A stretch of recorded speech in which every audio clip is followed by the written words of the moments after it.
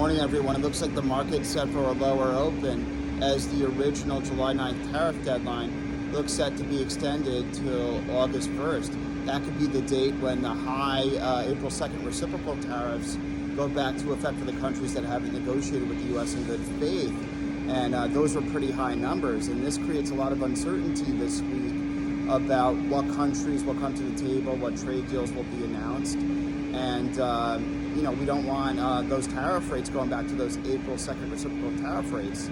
So there's a lot of uncertainty. Hopefully more countries come to the table before then. You had Secretary Bessent this morning say that, overnight a lot of countries have came to the table to propose trade deals. Likely that there'll be trade deals announced, a lot of them in the next 48 hours ahead of the July 9th deadline. Obviously time will tell, but the market I think will be a little volatile over the next 48 hours because of this. We want to see more certainty, more trade deals announced.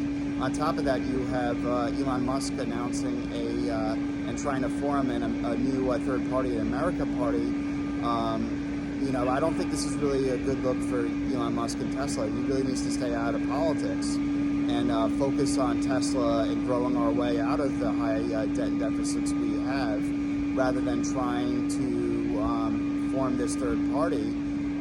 I personally don't think it's a good idea. I think he really needs to focus his efforts on his companies, on Tesla, FSD, autonomous, and then Optimus robots. There's a lot of opportunity there, and I think he should direct his efforts elsewhere. And yeah, he's mad about all the debt and deficits in the big beautiful bill. Although that's true, it's likely to add $3 trillion to the deficit over the next few years, and it raises the debt ceiling. And yeah, it is, in a way, we're spending more than we're taking in. It's a lot of tax cuts to the wealthy, while, cutting some Medicaid and SNAP programs and clean energy programs.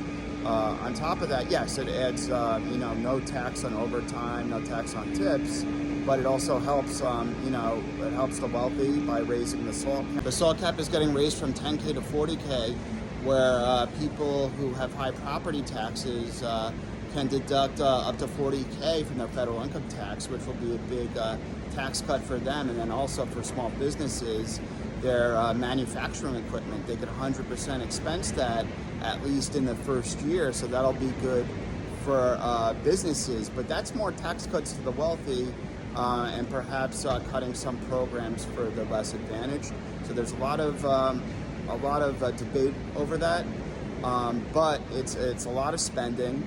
It's going to add, and not raising as much in taxes. It's going to raise our debt and deficits, and I guess that's what Elon's concerned about. But I think that he should still focus his efforts back on Tesla, in my opinion. But look, right now, Dan Ives says in the second half of this year for tech stocks, we're just at the beginning. We could see another 10 or 15% run from here, mostly in the semiconductor chip space, software, and cybersecurity spaces. And I agree with him.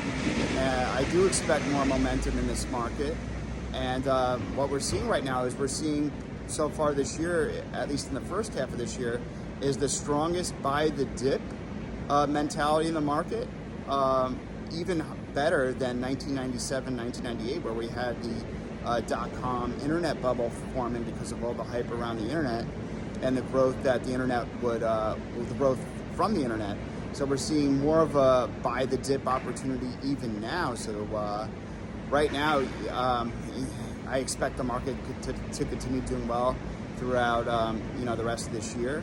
And obviously, let's see what happens.